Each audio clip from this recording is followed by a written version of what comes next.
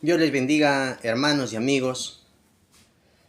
Saludo a cada uno de ustedes en el nombre de Señor Jesucristo. Y hoy estaré hablando bajo el tema Pedro y su mensaje concientizador que llevó al arrepentimiento de muchas personas. ¿Ya? El tema de hoy es Pedro y su mensaje concientizador que llevó al arrepentimiento de muchas personas. En el libro de Hechos, capítulo 2, versículo 36 al 42, dice así la palabra del Señor, con la bendición del Padre, del Hijo y del Espíritu Santo. Dice así: sepa pues ciertísimamente toda la casa de Israel que a este Jesús, a quien vosotros crucificasteis, Dios le ha hecho Señor y Cristo. Al oír esto se compungieron de corazón y dijeron a Pedro y a los otros apóstoles: varones hermanos, ¿qué haremos? Pedro les dijo: arrepentíos y bautícese cada uno de vosotros en el nombre de Jesucristo para perdón de los pecados, y recibiréis el don del Espíritu Santo. Porque para vosotros es la promesa, y para vuestros hijos, y para todos los que están lejos, para cuantos el Señor nuestro Dios llamare. Y con otras muchas palabras testificaba y les exhortaba, diciendo: sed salvos de esta perversa generación. Sed salvos de esta perversa generación.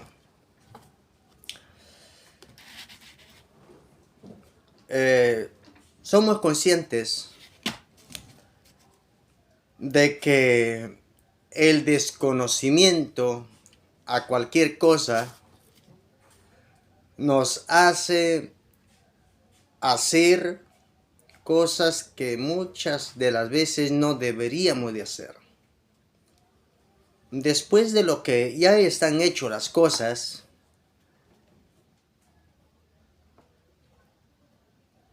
uno recapacita de acuerdo al resultado de lo que uno haya tenido, sea para bien y sea para mal. Y cuando es para mal, muchas de las veces lamentamos el accionar en el pasado. Y decimos: saber de esto, no lo hubiera hecho. Saber que me hubiera pasado así,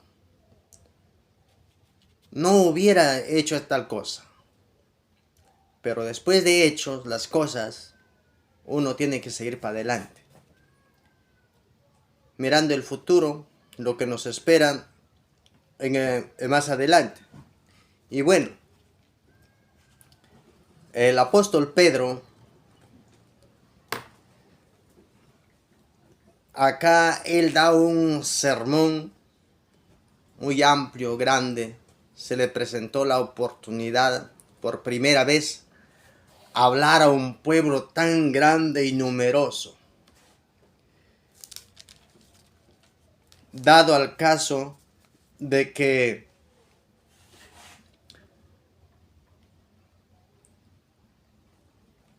se le presenta la oportunidad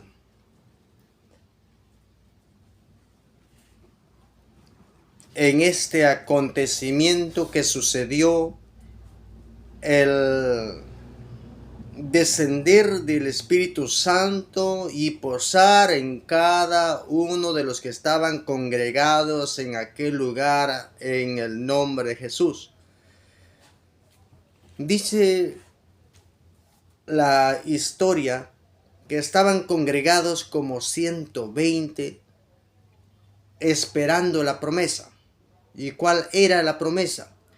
Era la promesa del Espíritu Santo. Y cuando el Espíritu Santo se hace presente, dice que todos los que estaban allí fueron llenos del Espíritu Santo.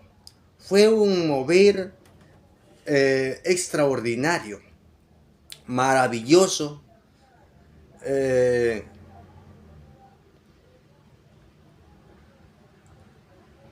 algo que para muchos no pudieron explicar en aquel momento. Solamente lo podían explicar los que lo estaban viviendo, que era maravilloso. Cuando se dio este caso, la Biblia dice que estaban, dentro de esos días estaban en la fiesta del Pentecostés. Esta fiesta congregaba a mucha gente de alrededor de otras naciones, venían allí, concurrían a ese lugar. Y cuando se da esto del bautismo del Espíritu Santo a los seguidores de Cristo, los apóstoles y los demás que estaban con ellos, llamó la atención a la gente, los que estaban allí, y empezaron empezó a correr la noticia: oye, esto está pasando en este lugar, mira, oye, y la gente venía y venía y venía, y veían algo nuevo en aquel lugar. Oiga, les llamó la atención de tal manera que muchos vinieron a aquel lugar. Y muchos decían: oye, esto es la maravilla de Dios. ¿Por qué? Porque sorprendente, ellos son de este lugar, yo soy del otro lugar y hablo otro idioma, pero sin embargo yo le escucho hablar a mi idioma y habla justamente de las maravillas de Dios. Habla exactamente de las maravillas de Dios. Y todos le entendían hablar en su propio idioma. Aunque otros decían: no, estos están locos, están ebrios, o sea, están borrachos, ¿no? Desconocían de lo que estaba pasando. Quizás hasta se burlaban, como muchos hoy también lo hacen. Por desconocimiento se burlan de los seguidores de Cristo, pero no saben lo que están haciendo.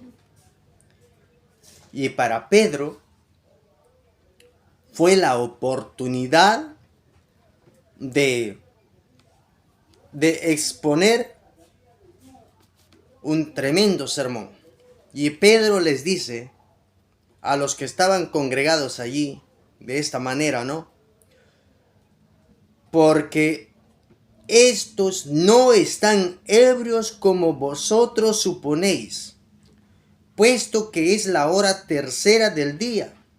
Mira, según el calendario judío, la hora tercera era un promedio de las 9 de la mañana, porque para el judío su horario empezaba a partir de las 6. No es como para nosotros según el calendario solar o gregoriano, como se lo dice. Para nosotros la hora primera es la 1 de la mañana, mientras que según el calendario lunar o el calendario judío, la primera hora empezaba a las 6. Entonces, cuando acá nos dice era la hora tercera, pues era un promediado de las 9 de la mañana. Y Pedro les habla diciendo acerca de lo escrito por el profeta antes de Cristo, el profeta Joel. Joel, en su profecía, él habla de esta manera. Capítulo 2, versículo 28 y 29 dice: y después de esto derramaré mi espíritu sobre toda carne, y profetizarán vuestros hijos y vuestras hijas, vuestros ancianos soñarán sueños, y vuestros jóvenes verán visiones. Y también sobre los siervos y sobre las siervas derramaré mi espíritu en aquellos días. Esto habla de la venida del Espíritu Santo, y es el Espíritu Santo que aún desde aquel entonces continúa hasta hoy y continuará hasta el día del arrebatamiento, que muchos lo sabemos. Aunque para muchos como que no va a suceder. Ciertamente que el arrebatamiento va a suceder. Y Dios quiere que nos preparemos para ese día, que estemos preparados, porque esto será algo maravilloso que se estará tocando en otro momento. Entonces Pedro habla de lo escrito por el profeta Joel, que acá se estaba dando inicio el cumplimiento de aquella profecía dada por Joel. Y Pedro, según la lectura que hemos dado, Pedro en su mensaje concientiza a la audiencia acerca de quién es Jesús. Ellos estaban viendo lo que estaba pasando, pero en sí, en el fondo, estaba lo que era Jesús, el Cristo. Y Pedro les lleva ahora dentro de la explicación acerca de la persona principal y la persona más importante que toda persona tiene que tener presente, que se llama Jesucristo. Dado que Jesús dijo: nadie viene al Padre si no es por mí. Yo soy el camino y la verdad y la vida. Nadie viene al Padre si no es por mí. Eso lo dijo Jesús. Y Jesús mismo también dice, no todo el que me dice Señor, Señor va a entrar al reino de los cielos. Entonces Jesucristo es el personaje principal en la Biblia. Y Pedro ahora empieza a explicar de aquel personaje principal que es Jesucristo. En el versículo 22 dice: varones israelitas, oíd estas palabras. Jesús Nazareno, varón aprobado por Dios entre vosotros, con las maravillas, prodigios y señales que Dios hizo entre vosotros por medio de él, como vosotros mismos sabéis. Lo que Jesús hizo no lo hizo encubierto, lo hizo a la luz del día, donde toda persona podía observar las sanidades, los milagros que hacía. Imagínense, devolver la vista al ciego. ¿Qué más? Resucitar de entre los muertos su amigo Lázaro. ¿Qué más? Sanar leprosos. ¿Qué más? Los cojos andando. ¿Qué más? Endemoniados libertados. Imagínense, convertir el agua en vino y muchas cosas más que Jesús hizo en medio de ellos. Imagínense cuando multiplicó los panes y los peces.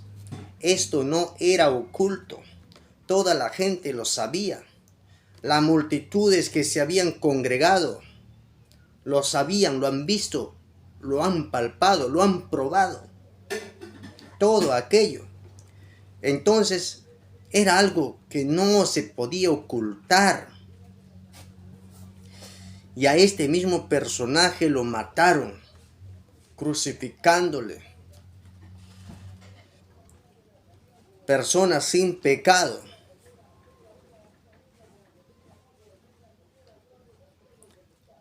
Versículo 23 dice: a este entregado por el determinado consejo y anticipado conocimiento de Dios, prendisteis y matasteis por manos de inicuos, crucificándole. Y luego dice Pedro: a este hombre que ustedes mataron, Dios lo levantó de los muertos, Dios lo levantó, suelto los dolores de la muerte, por cuanto era imposible que fuese retenido por ella. La muerte no lo pudo detener a Jesús. Porque David dice de él: veía al Señor siempre delante de mí, porque está a mi diestra, no seré conmovido. Por lo cual mi corazón se alegró y se gozó mi lengua, y aún mi carne descansará en esperanza. David mismo hablando también acerca de Jesucristo. Y Pedro les hace ver el cumplimiento de las profecías en Jesucristo, y lo llegaron a matar, y todos estaban convencidos de lo que había acontecido. Y Pedro les dice, no, Pedro les concientiza a toda la audiencia que estaban allí acerca de quién era Jesús. Y Pedro les dice a ellos: toda la casa de Israel debe saber, ¿verdad? Sepa pues ciertísimamente toda la casa de Israel, sepa pues ciertísimamente toda la casa de Israel, o sea, toda la casa de Israel debe saber que a este Jesús a quien vosotros crucificasteis. ¿Por qué, hermanos? Porque no fueron todos los que estaban de acuerdo acerca de la crucificación de Jesús. Fueron ciertas personas convenidos que no estaban de acuerdo con la enseñanza de Cristo. Fueron personas que tuvieron ciertos intereses personales. Cuando vino Cristo los descubrió, sus muchas mentiras, muchas cosas que estaban haciendo, podemos enumerar muchas.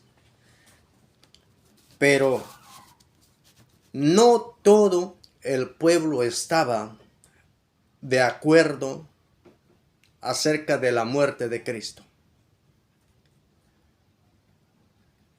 Pero aparte de eso, Pedro lo que les dice, ¿no? Todo el pueblo, todo el mundo, en otras palabras, todo el mundo, toda lengua, toda persona que tiene vida debe saber acerca de Cristo. ¿Quién es Jesús? ¿Quién es aquel que ustedes lo mataron? Todos deben saber. Y dice: Dios le ha hecho Señor y Cristo. Dios le ha hecho Señor y Cristo.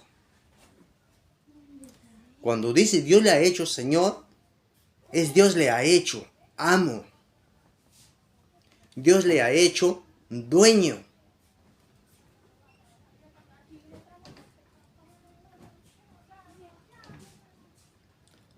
Dios lo ha ungido, que esté por encima de todas las cosas.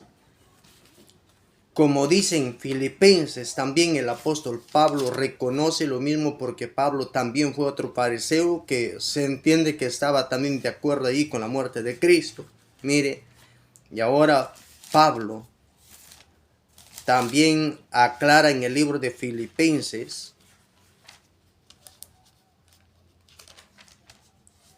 Filipenses capítulo 2, versículo 9, 10 y 11, dice de la siguiente manera: por lo cual Dios también le exaltó hasta lo sumo y le dio un nombre que es sobre todo nombre. O sea, no hay otro nombre como el de Cristo.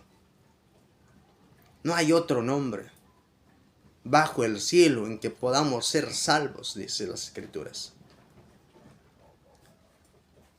Y Dios le ha dado un nombre para que en el nombre de Jesús se doble toda rodilla de los que están en los cielos y en la tierra y abajo de la tierra. Mire, es el nombre de Jesús, es el nombre de Cristo. delante de quien se va a doblar toda rodilla, de los que están en el cielo, en la tierra y aún abajo de la tierra, y toda lengua confiese, dice, que Jesucristo es el Señor, para gloria de Dios, no hay otro. Es por eso que en el nombre de Jesús o delante de Jesús, incluso no hay demonio que se resista. Las mismas personas no pueden resistir el toque del Señor, el llamado de Dios.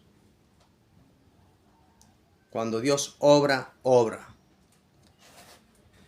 Muchas personas siendo satanistas, no habiendo otro medio para que puedan salir de su situación, cuando vinieron a Cristo, Cristo es aquel que puede ayudar a toda persona. Cristo es aquel, el único que puede ayudarnos en todas nuestras áreas de vida. Único. Y dice acá entonces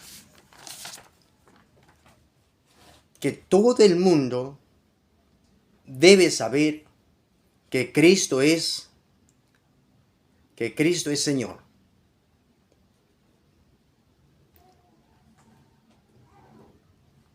Que Jesús, a quien lo mataron, es Señor.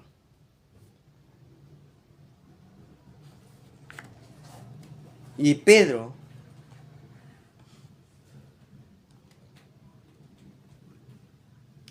también lleva al pueblo a que reconozca quién era Jesús y estaban dispuestos a hacer lo que Dios pide.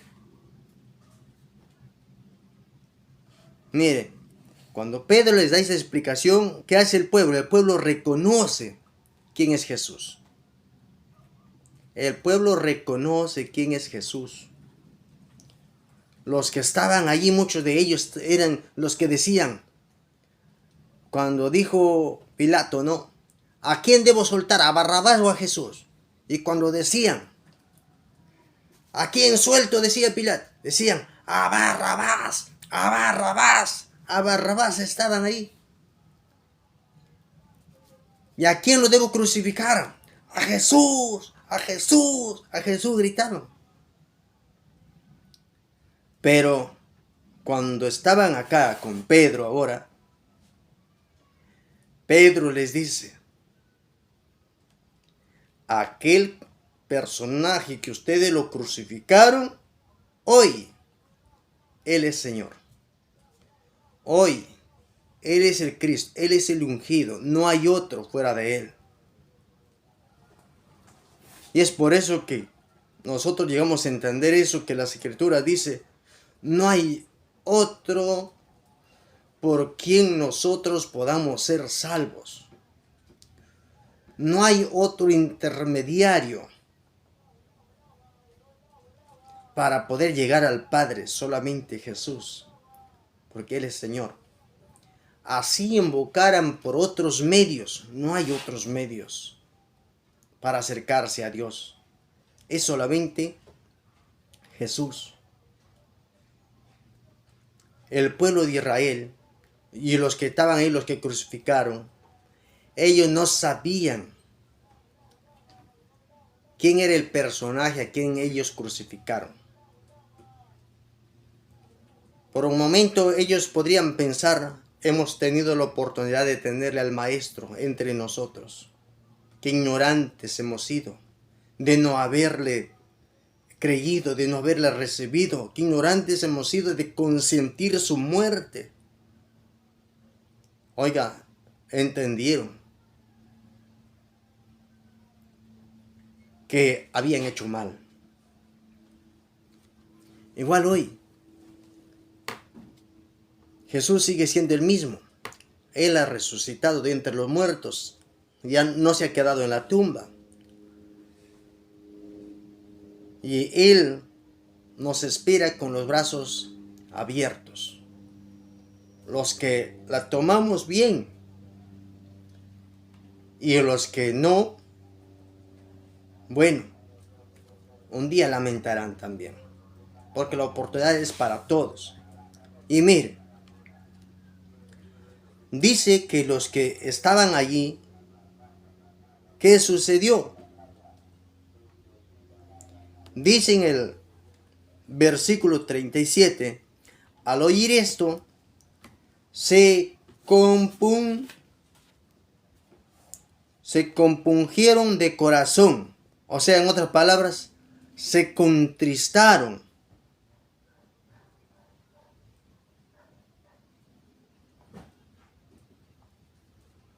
Se contristaron.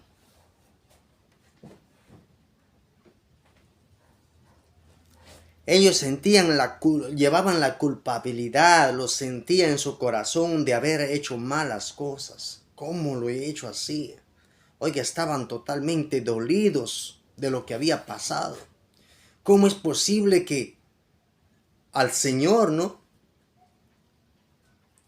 Es como alguien, trabajador de la empresa, no sabe quién es el dueño, a final de cuentas sale maltratándole al dueño, y cuando se entera quién es el dueño,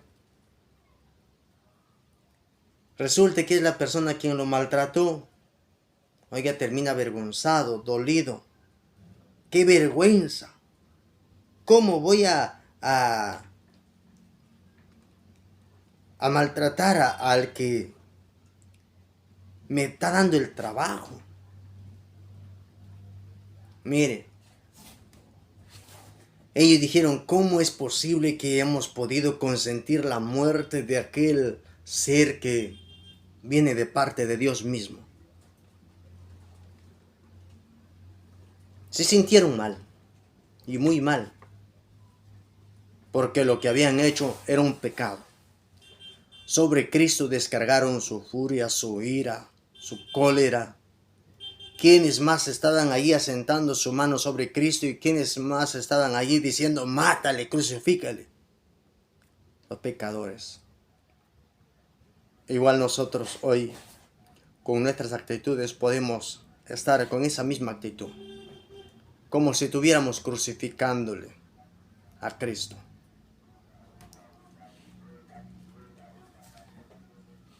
Pero entendieron. Cuando entendieron, dijeron a Pedro y a los apóstoles, varones hermanos, ¿qué haremos? Ya que hemos hecho las cosas mal, como alguien dice, ¿no? Pero yo he hecho tanto pecado, ¿Dios me perdonará?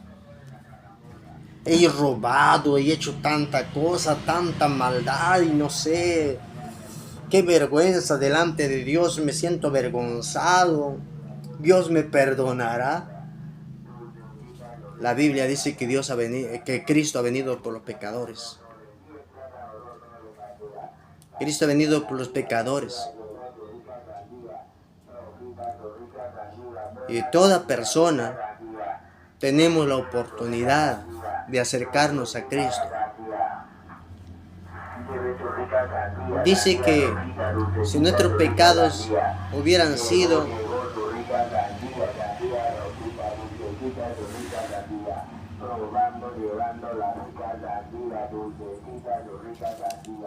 rojos como el carmesí, Dios lo volverá, dice, blanco como la blanca lana. O sea, limpio, puro. Tus pecados no son contados más. La Biblia dice que el Señor lo olvida y no se acuerda más de eso. O sea, te perdona. Y lo que pasó, ya pasó. Pero ¿qué dice también? Pero no vuelvas a hacerlo más. ¿Verdad? Y dice acá, Pedro les dice ahora a los que entendieron, dice, versículo 38, Pedro les dijo, arrepentíos y bautícese cada uno de vosotros en el nombre de Jesucristo para perdón de los pecados, y recibiréis el don del Espíritu Santo. ¿Qué tenían que hacer? Tenían que arrepentirse. Se sentían culpables. Estaban avergonzados de lo que habían hecho. Se sentían culpables. Cuando uno lleva una culpabilidad, uno dice no soy digno. Como el hijo pródigo, ¿verdad? Después de haber pedido todo, llevó todo lo que le pertenecía, se lo llevó, lo malgastó todo. Y bueno, él era consciente que en su casa, en la casa de su padre, él ya no tenía nada. No tenía que reclamar. Es por eso que él, cuando vuelve, le dice a su padre, Padre, he pecado contra el cielo y contra ti. No soy digno que me llames tu hijo. He venido para que me des trabajo, que me pagues al igual que tus trabajadores. Porque yo no tengo derecho, no tengo acá parte. Tómame como uno de tus trabajadores. Estaba dolido. Y acá también entonces, ¿no? Ellos estaban dolidos de haberle entregado a Jesús a muerte. Estaban dolidos. Y Pedro les dice entonces, arrepiéntense. Pidan perdón. Y si verdaderamente hay eso que el arrepentimiento y pedir perdón y ya ustedes no van a volver a hacer lo mismo. La señal de eso entonces pues deben de bautizarse. Es la señal de que ustedes están arrepentidos. Y luego dice para perdón de pecados. Si esto hacían, entonces ellos iban a recibir el don del Espíritu Santo. ¿Cuál de ellos? Exactamente lo que tenían los apóstoles y los demás que estaban en ese momento, en ese mover del Espíritu Santo. Y ese es lo más maravilloso que uno tiene cuando viene a Cristo. La llenura del Espíritu Santo, la guianza del Espíritu Santo. Y Pedro les dice, si ustedes dan estos pasos, entonces van a recibir el don del Espíritu Santo.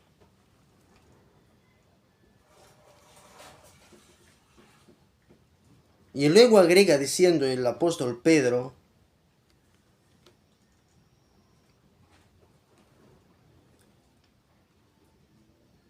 el versículo 39, porque para vosotros es la promesa, y para vuestros hijos, y para los que estén lejos, para cuantos el Señor, vuestro Dios, llamare. ¿Cuál promesa? Una ocasión estaba escuchando acerca de la exposición de un sacerdote.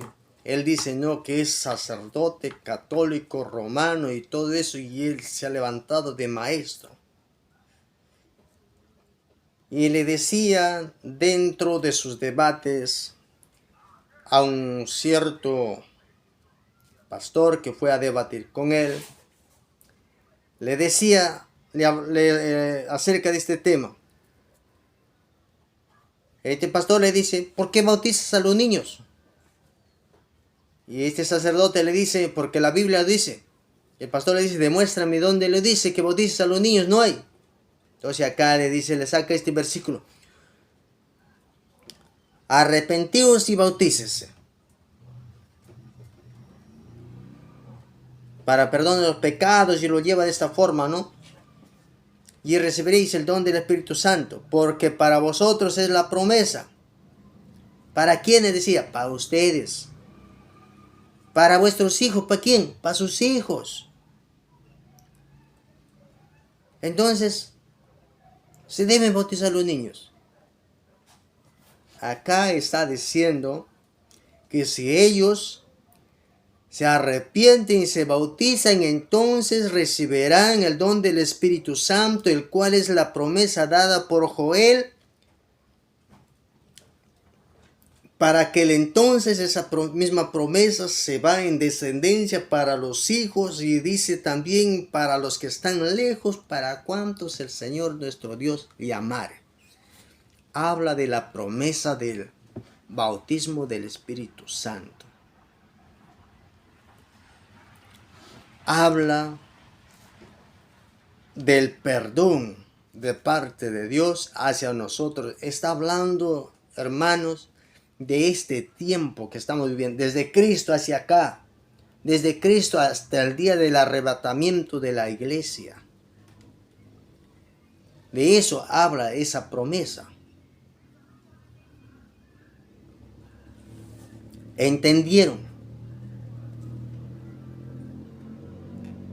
Y Pedro dice con otras muchas más palabras, testificaba y les exhortaba diciendo: sed salvos de esta perversa generación.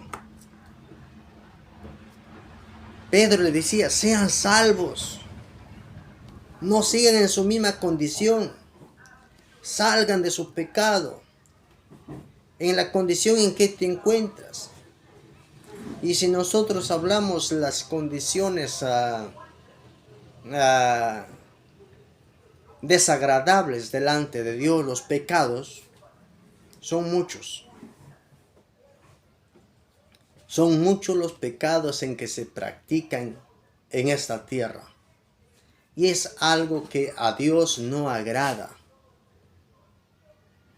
Son cosas que le agrada al Dios de este siglo, el cual se llama Satanás, diablo, y sus demonios, que insinúan a la persona a hacer lo malo, insinúan a la persona a pecar delante de Dios, llevándoles a robar, llevándoles a mentir, llevándoles a fornicar, llevándoles a adulterar, llevándoles a hacer el daño a las demás gentes por medio de la hechicería, llevándoles a muchas cosas que no agrada a Dios, llevándoles a alejarse más de Dios. Y todo aquello que no agrada a Dios tiene su parte, la Biblia dice, en el lago de fuego. Y Pedro les aclaraba diciendo: ustedes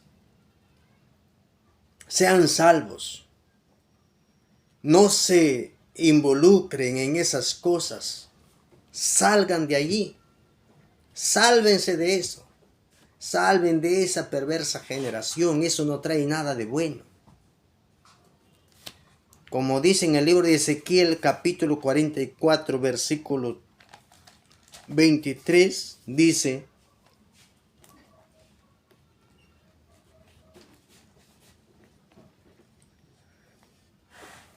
Pedro estaba haciendo esto, dice: enseñarán a mi pueblo a hacer diferencia entre lo santo y lo profano, o sea, entre lo que agrada a Dios y lo que no agrada a Dios. Y les enseñarán a discernir entre lo limpio y lo no limpio. Mira. Y Pedro, con decirles ser salvos de esta perversa generación, les estaba diciendo: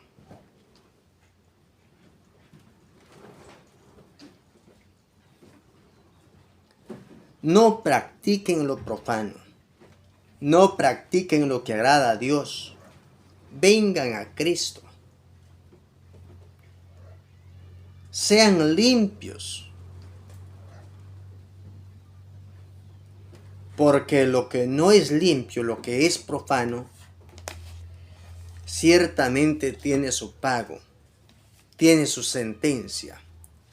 Hoy por hoy,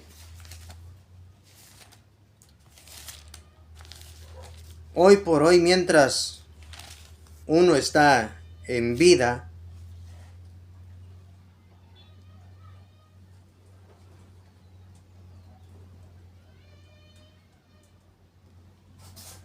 uno puede practicar muchas cosas malas.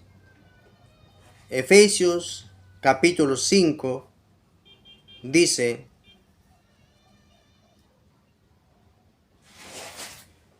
en forma de llamar a las personas a hacer lo bueno, dice: sed pues imitadores de Dios como hijos amados, y andad en amor, como también Cristo nos amó y se entregó a sí mismo por nosotros, ofrenda y sacrificio a Dios en olor fragante. Pero, aquí está, Pedro, como decía, ¿no? Sed salvos de esta perversa generación. El apóstol Pablo dice en el capítulo 5, versículo 3, dice: pero fornicación y toda inmundicia o avaricia, ni aun se nombre entre vosotros como conviene a santos. O sea, no es bueno hacer lo malo delante de Dios. Ni palabras deshonestas, o sea, palabras ofensivas, palabras en doble sentido, palabras que hieren a la otra persona. No debe estar en nuestra boca. Ni necedades, ni trunerías, o sea, ni soberbios, ¿no? Que no convienen, sino antes bien acciones de gracias. Hay gente que es soberbia. Y acá dice: no debe ser soberbio tampoco, porque sabéis esto, que ningún fornicario o inmundo o avaro que es idólatra tiene herencia en el reino de Cristo y de Dios. Nadie os engañe con palabras vanas, porque por estas cosas viene la ira de Dios sobre los hijos de desobediencia.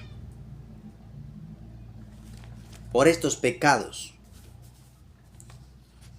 viene la ira de Dios a los que no quieren hacer lo bueno. Y usted, si aún todavía no ha dado su paso a seguir a Cristo, puede hacerlo y dejar de hacer lo malo, para que pueda ser salvo de esta perversa generación que trae sentencia en el futuro, que trae condenación eterna, y de allí no escapará. Y nosotros que estamos en Cristo, animaos los unos a los otros con estas palabras, que Cristo está a las puertas. Pronto viene el arrebatamiento, y los muertos en Cristo resucitarán primero, y los que hemos quedado, seremos, dice, arrebatados, o sea, llevados arriba, juntamente con los que resucitan, y nuestro encuentro será, dice, con Cristo en las nubes, en el aire. Ahí será ese encuentro maravilloso.